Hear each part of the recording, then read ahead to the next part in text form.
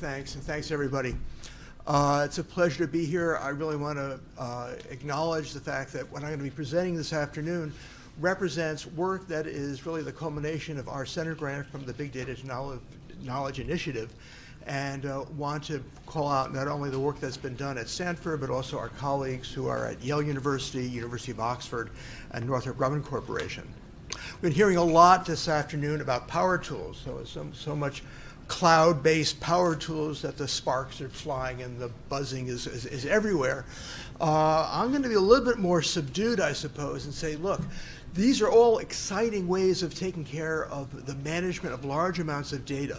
But I think it's really important for us as a community to be thinking about not only the power tools necessary to manage the data in all its scope, but also start thinking about the data in its quality. Now, in the last Gilded Age, of course, the slogan was everybody was concerned about other people's money.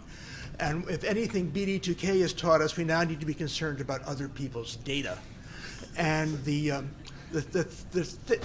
theme that I think pervades not only this session, but many of the other sessions at ISMB is the idea of the value that will come when we start creating data commons. And by the way, I still don't know what the plural of data commons is, if anyone can help me here. But as we create more and more data commons, we're going to be finding ourselves in a situation where these various organizations and scores of others are trying to accumulate in the cloud the data necessary to allow data integration, to allow incredibly interesting kinds of queries across data sets. And all of that is really very exciting. That's why we're building these power tools. But before we get all excited about the ability to put into the cloud all of these data, I think it's important for us to take a step back.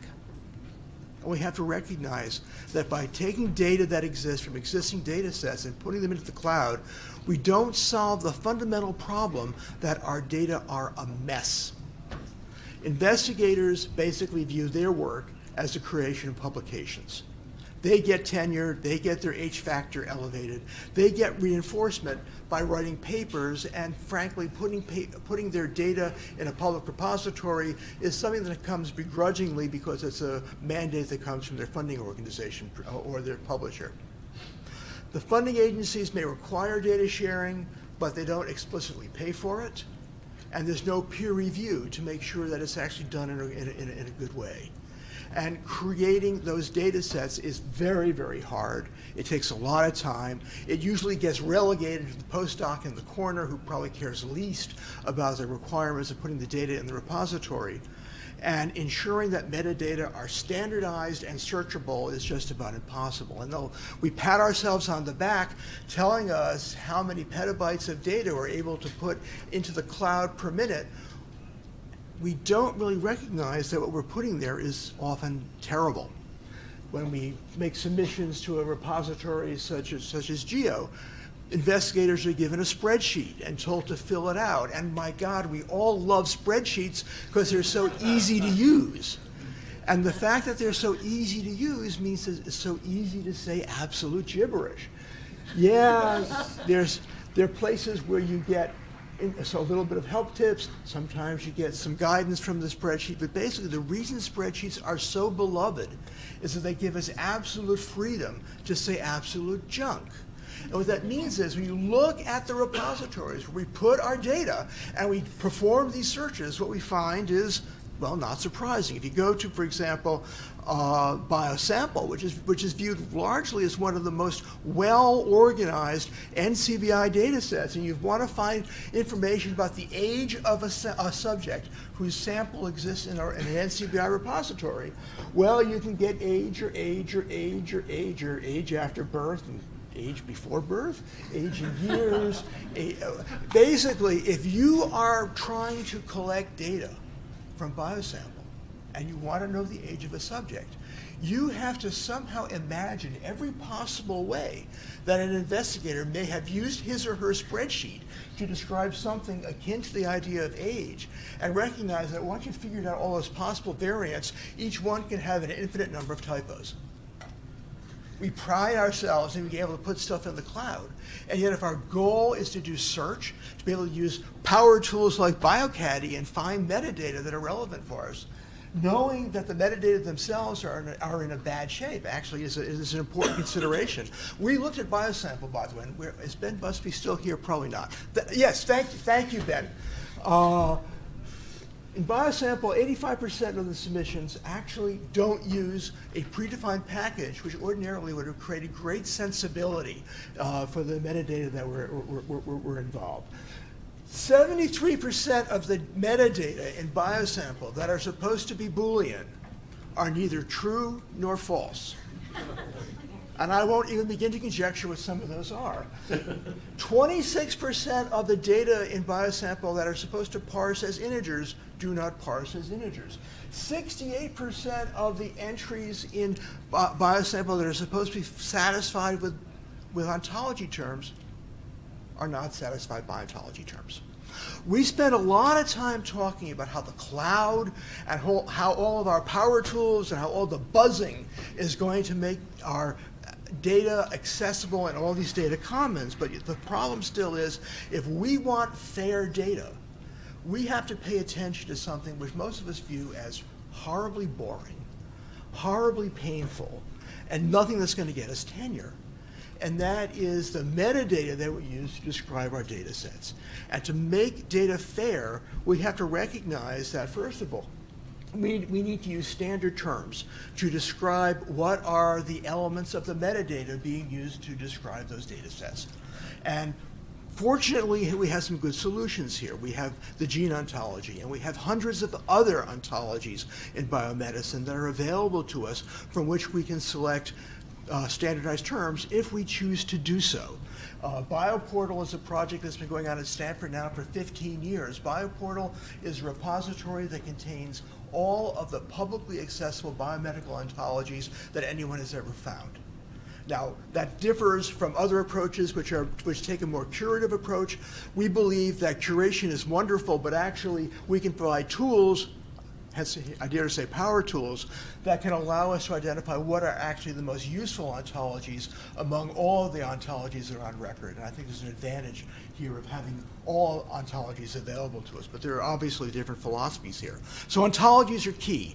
Secondly, we have to be able to describe experiments completely and consistently and make it such that someone can look at the metadata and know what the experiment actually was. Well, the microarray community took the lead 20 years ago, and they created MIAME, the minimal information about a microarray experiment. MIAME provides an incredibly important list of all the things about functional genomics experiments using microarray chips that you would want to have in your metadata so that you could actually figure out what the experimenter did. And that's great. And then suddenly everybody else got in the act, and suddenly we have minimal information about T-cell assays, and we have minimal information required in the annotation of biochemical models, and all the way down to MIS-FISHI and hundreds of other similar guidelines that are all stored in the fair sharing repository that Susanna Sansoni maintains. That's all great and wonderful and useful, except minimal information guidelines like MIAME are not computable. They're not models. They're lists of the kinds of things that we wish to say in our metadata. And so to actually make something like MIAME useful, we have to be able to turn it into something which is a more formal model. We have to make sure that it has standard elements, that the data types of those elements can be matched to standard data types such as numbers or Booleans or terms from specific ontologies. And it takes a lot of work to turn this prose checklist into something which is actually usable and searchable and give us all of the advantages of what we would call fair data. So to make our data fair, we have to have metadata that are fair. And we have to make them accessible, and we have to make them authorable using technology that makes it easy for an investigator or an investigator's designee or a curator to sit down and actually do that. And that's what CEDAR is all about. So CEDAR is a Center for Expanded Data Annotation and Retrieval. Our logo is a tree because, you know, many of you know at Stanford we like trees a lot. So That's why we call it CEDAR, and we can think of CEDAR in terms of this cartoon, where the cartoon shows us 3 panels. We author metadata templates, we take community-based standards like MIAME and a million others, and we can translate them into arbitrary descriptions of computable models that reflect those particular community-based standards, and we can define how those models should be instantiated to provide the actual metadata descriptions. We then, in the middle panel, annotate those templates using terms from ontologies that come from BioPortal, with numbers, with specific strings that are relevant, and we can actually double check to make sure we're entering reasonable values for our metadata. And then we can, first of all, in that third panel, store that information as a cache, and we'll use it for other purposes later. And then, most important for our purposes, take the metadata that we've authored using CEDAR and ship it off with the data sets to the appropriate repository. So all of the exciting buzzing and sawing and lightning that you heard earlier in this session becomes really relevant when all of this stuff goes into the cloud. But our goal in CEDAR is to make sure that the data and the metadata that are put into the cloud actually are going to be useful, are actually going to be searchable, are actually going to be interpretable. That's what our whole project is about. So if you go to the CEDAR website, you can get yourself an account. It's metadatacenter.org. You can create yourself a library or borrow templates that other investigators have created and decide what do you want to be your particular set of templates. Suppose we're interested in BioSample human, which represents human samples that go into BioSample. We can say we want to populate it, and populate it. Here's what it might look like on your computer screen, where you see the fields associated with the template, you see the values associated with those fields, and you can then use that as the basis of the information that you would append to your data and submit to BioSample. Well, the CEDAR Workbench allows you to create those templates from scratch. And in the left-hand corner, left-hand column, when we author those templates, what we have is an environment that allows us to generate something like, for example, it's the BioSample human template. We might say, for example, we want to enter information about the sample name or the organism or the tissue, and the tissue that comes from a drop-down list. I don't just type in any kind of tissue. I type in a selection which is made from going to the Uberon ontology, because the template designer has said that Uberon is the best place for me to get information about tissues, and I can select the appropriate tissue to go into that metadata field. You'll notice that the items in the drop-down list are not in alphabetical order. They're ordered according to the common ways in which they're used. It turns out if one is dealing with humans, not surprisingly, blood is the most commonly sampled tissue, and therefore blood comes up at the top of the list. I can have any human tissue I want, but CEDAR goes to the overhead of sorting the information according to its utility to make it easy for the end user to fill out the form. I can say if my tissue is lung, I might have to specify what is the disease associated with the sample that I'm looking at. And yeah, I see lung cancer and chronic obstructive pulmonary disease and everything else on that drop-down list. Once again, by going to the existing cache of metadata values, CEDAR is able to figure out what are going to be the most common entries for a human whose lung tissue has a disease. That disease most likely is going to be some form of lung cancer, and that's at the top of the list. And instead, if I say that it's brain tissue, then obviously I get a very different set of diseases. So the whole idea behind CEDAR is to have this, if you will, this workflow of template design. But template design not just for arbitrary templates, but for templates that can reflect particular experiments and where the values can come from defined ontologies in very precise ways. I can fill them out, I can take those results and send them to repositories by pushing a button. And right now we are in an experiment with a community called AIR, which is involved in looking at sequencing of immune receptors, where all of their data are going automatically into NCBI databases, and so far everything looks pretty good. In fact, we're involved with a large number of groups, all of whom are creating their own, now I'm about to stumble on the plural of commons. Commons links, research data alliance, errors I mentioned, import is used by NIAID, a bunch of libraries are concerned with research data, the cloud credits pilot, which is currently going on through NIH, a bunch of folks. And if you look at all of these activities, you'll notice that in every one of these commons activities, the whole movement is predicated by the ability of open access to experimental data sets, mechanisms to search for metadata to find the relevant experimental results that require specific ontology-based terms for filling in those values, annotation of online data sets with adequate metadata, and, as I said, controlled terms whenever possible. And basically, none of these requirements would be possible without the ability to author metadata in a comprehensive way using an easy-to-use tool that ensures that not only are our data of high quality, but our metadata are of high quality. Back in 1968, Garrett Hardin, in a very famous article in Science magazine, reminded us of an essay that was written in the 19th century referring to the tragedy of the commons of a different kind.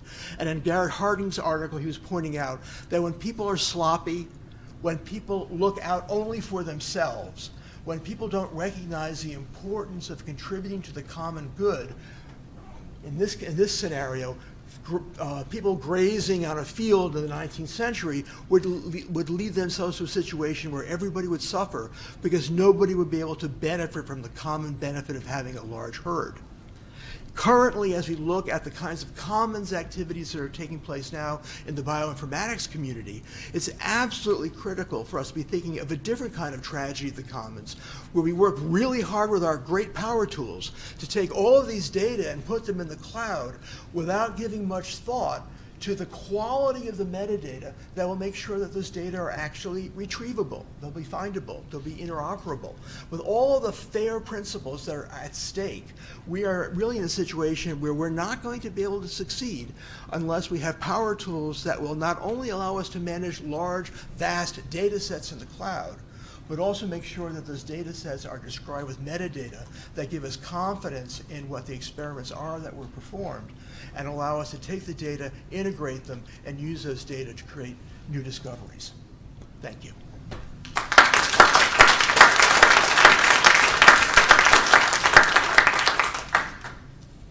Great. One question from Mark Musen.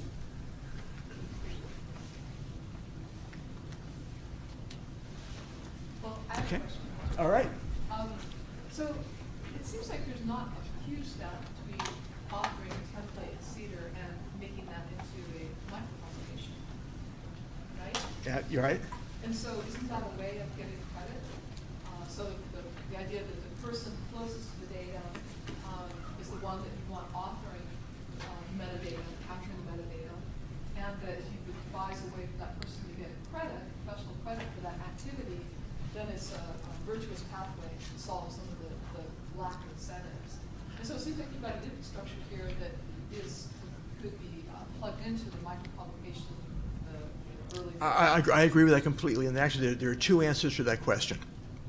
The first answer is that among the academic community, which has usually based promotion purely on the basis of publication, or worse, publication count, there's been a lot of conversation about alt metrics, which is a term I actually hate, but the idea of trying to find other things such as micropublications, other kinds of contributions to the scientific community that can show value and scientific productivity. So the idea of publications in machine processable form that are unique and obviously tailored to very specific statements, the idea of getting scientific credit for publishing data over publishing software. These are all important metrics for judging the productivity of an investigator, and the idea of quality metadata is certainly one of those. The other thing which I think is going to happen and I don't know if we have publishers in this room or not, but I think in time, as we recognize the importance of creating data in the cloud and the use of the cloud as the primary place where we search for literature, or we search for scientific information, and perform our experiments, I anticipate, and so do a lot of other people, that over the years, what will matter a lot more than the kinds of prose statements that we say about our experiments in journals will be the computable statements that we say about our experiments that appear as metadata annotations to the data in the cloud that we'll be discovering with our power tools. So I think, yes, right now, today, we can get scientific credit for authoring good metadata. And I think in 50 years, I'd like to think that a lot of the journals will go away to a large degree and will matter more than anything else for the promotion of science. We'll be using the extremely comprehensive metadata that we're easily able to author with tools like CEDAR to form a basis for a scientific exchange of information that is totally electronic.